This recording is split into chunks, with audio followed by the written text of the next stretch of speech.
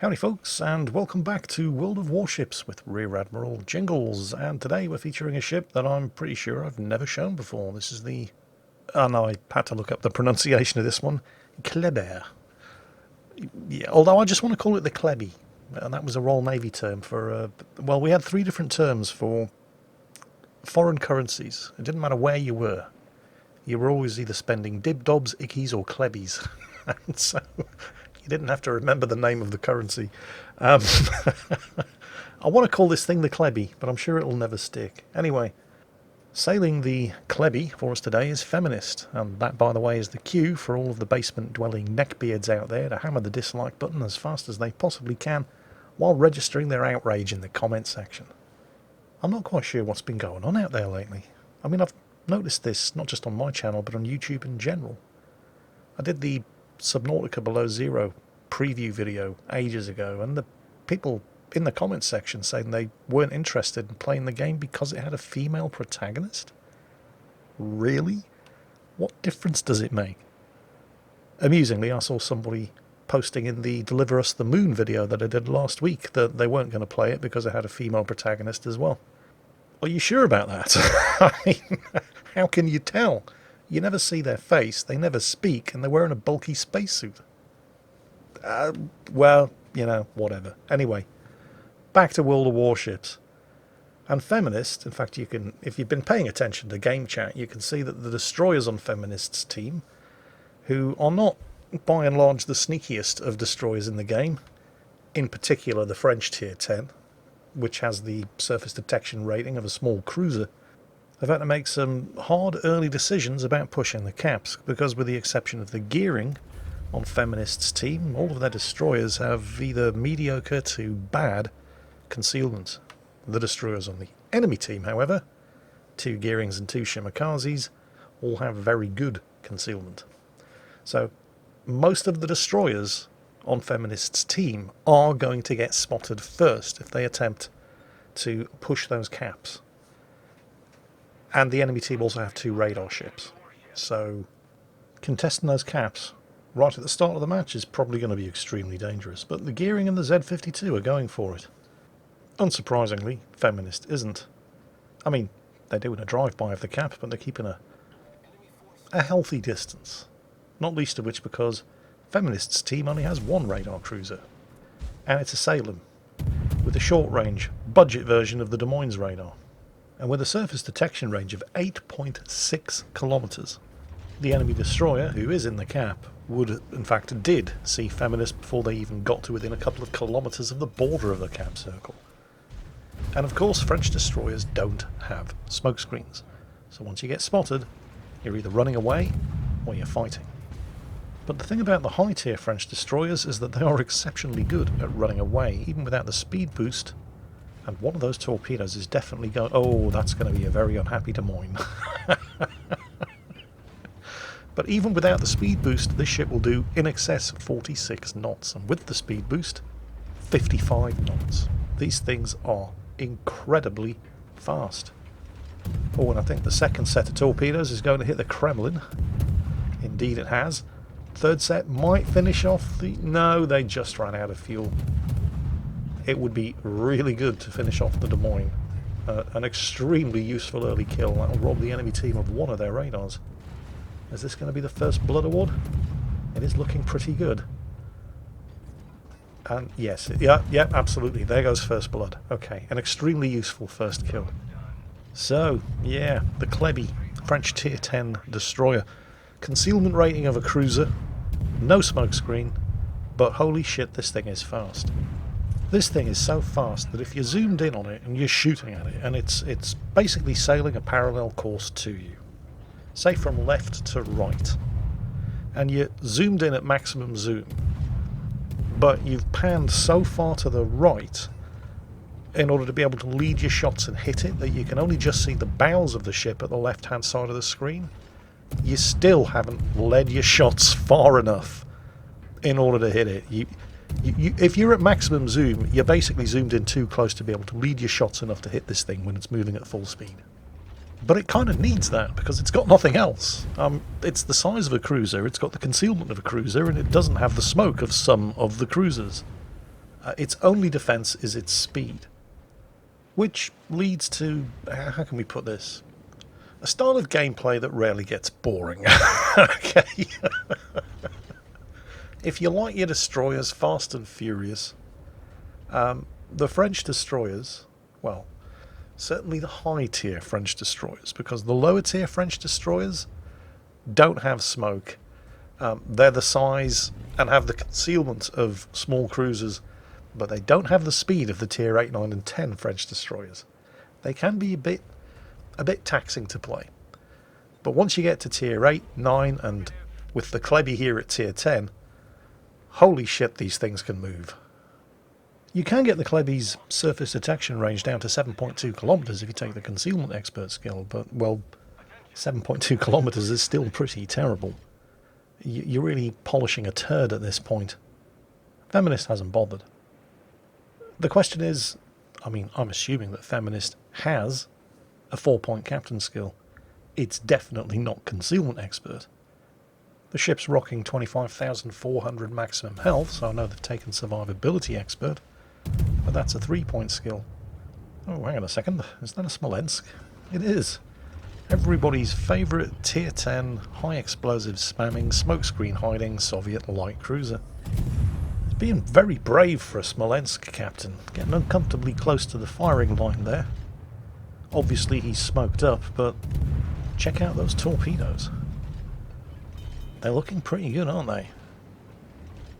Did nobody tell him about smokescreens being torpedo magnets? Do you think he's still inside the smokescreen? The answer to that would be yes.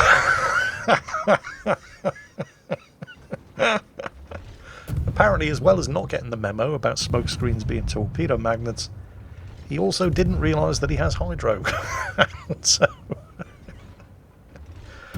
oh dear, a Smolensk died.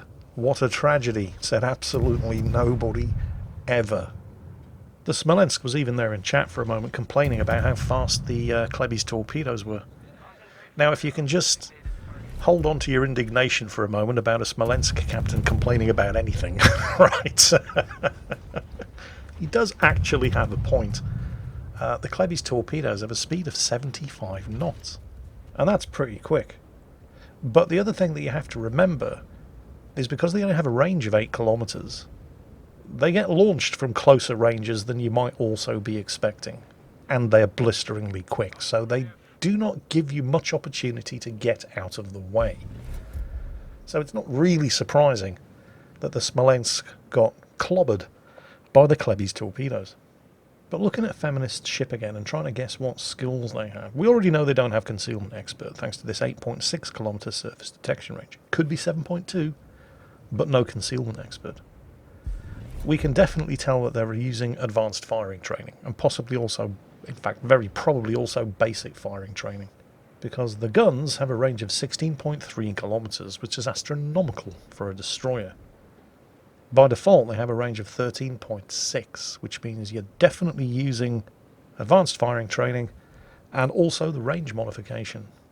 The thing about basic and advanced firing training is that basic firing training gives you a faster reload by 10% on guns up to and including 139mm, and advanced firing training gives you an extra 20% range, again, on guns up to and including 139mm, and the Klebi's guns are exactly 139mm. They're the biggest guns available on any destroyer that can still take advantage of both of these skills. So, 16.3 kilometer firing range on 8 139mm guns.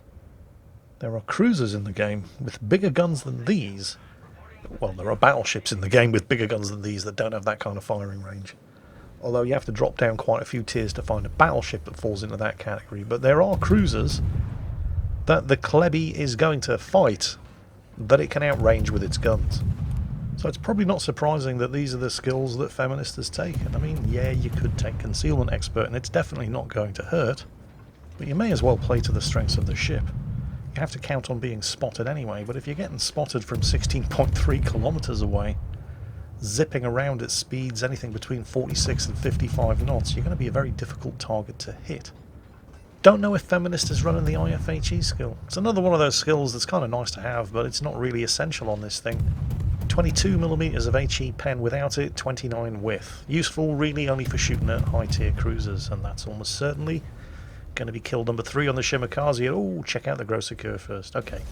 Now it is quite scary for any destroyer getting close to that thing's secondaries, but it's probably more scary for that thing getting close to these 75 knot torpedoes, which you're never going to get out of the way of. Well, eliminating the Grosser Kerr first, and they were the Shimakaze's torpedoes, but eliminating the Grosser Kerr first took care of being spotted both visually and by hydro, and beaching on the island there ensured that Feminist didn't sail out and get spotted by the Conqueror. Although they are still taking some rather accurate blind fire, but it is just blind fire.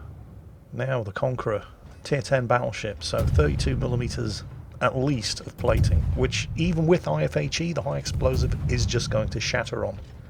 So Feminist switches to the armor piercing in order to finish off the Conqueror and score the Kraken Unleashed. Oh, and by the way, I've run the numbers. I can confirm that Feminist is definitely using the advanced firing training skill for that 16.3 kilometer firing range, but is not using the range mod, because if they were, they'd have a range of, I hope you're strapped in for this, 18.9 kilometers. That's even longer range than the Zao. But the Zao's a heavy cruiser with 8-inch guns, much heavier shells. The Zao can and does hit targets reliably at that kind of range. The shells that the Kleberin fires are high velocity, 840 meters per second muzzle velocity, but they're still relatively low caliber and lightweight shells. And while you could theoretically hit things at 18.9 kilometers, you wouldn't really be able to do it reliably and consistently. So I think what Feminist has done is strike a useful compromise between range and practicality, and is probably instead fitted the reload mod. Because these 139mm guns are kind of large for a destroyer that isn't German, they have a 7-second reload. And Feminist is definitely firing these guns significantly faster than once every 7 seconds, so what we're almost certainly looking at here is basic firing training to get the reload down to 6.3 seconds, the reload mod to get the reload down to 5.5 seconds, and the adrenaline rush skill to get the reload down to what looks like a fraction under 4 seconds. The torpedoes, by the way, have a 77-second reload, and there are 2 launchers on each side, so that's, really good. Probably not something you really want to be messing around with crew skills. Oh, is that a broadside cruiser? I do believe it is, and this might just be a destroyer, but, well, there's one, and oh, there's 2. There's the double strike, and the Confederate. 7 kills. There's only one other player on Feminist's team that's actually managed to sink anything, and they're dead. Oh, hang on a second. Smokescreen. The Montana doesn't have a smokescreen. And somebody's capping. I do believe it's a Shimakaze. Well, you know what? You have to applaud the Shimakaze for getting into a gunfight. And while you shouldn't discount the Shimakaze's guns, they hit kind of hard. They just don't hit very often, thanks to the terrible reload. Yeah, the Shimakaze was never going to win that gunfight. Not even on a below half health Kleberin. And that just leaves one enemy ship remaining, the Yoshino. Can we go for 9 kills? You may as well make the effort. I mean, even if the Yoshino kills you, it's not like the team's going to lose, is it? Only lost 3 ships. And the Yoshino's in range anyway, so hey, why the hell not? Plus he's already fired at something, so, as the expression goes, make hay while the sun shines. Come on, kill number 9. Can it be? Oh, it's just a question of whose shots are going to get there first. I think it is looking... Yep, there we go, 9 kills. 9 kills in the French tier 10. Well, technically it's a destroyer, I suppose. Even though it's the size of a small cruiser and has guns that outshoot most of the cruisers that it's going to face. It is actually technically a destroyer. So that was Feminist, frankly just showing off with 9 kills, First Blood, Double Strike, Confederate, and of course Kraken Unleashed in the French Tier 10 destroyer, the Kleberin. Hope you enjoyed it, and as always, take care, and I'll catch you next time.